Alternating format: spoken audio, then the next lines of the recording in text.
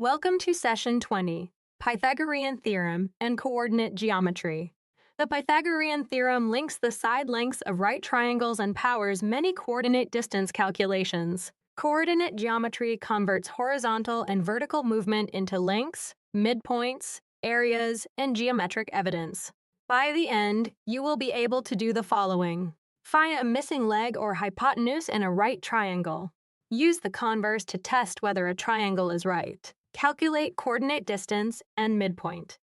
3 ideas organize the lesson. First, the hypotenuse is opposite the right angle and is the longest side. Coordinate distance applies the Pythagorean theorem to changes. Midpoint averages corresponding coordinates separately. Worked example 1.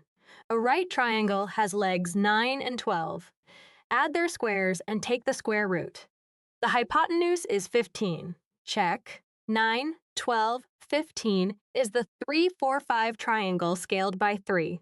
Worked example 2. Find the distance from 2, 3 to 8, 11.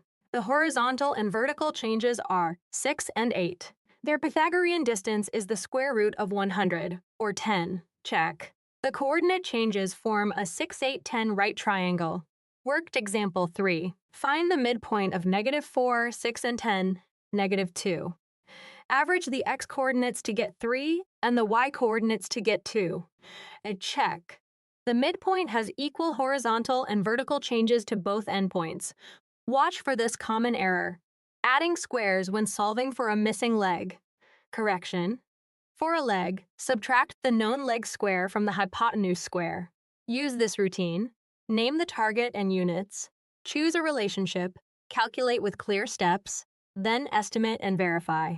Expose the right triangle or coordinate changes. Select the relationship, compute carefully, and verify the result against geometry and scale. For more lessons and focused practice, visit bridge2exam.com.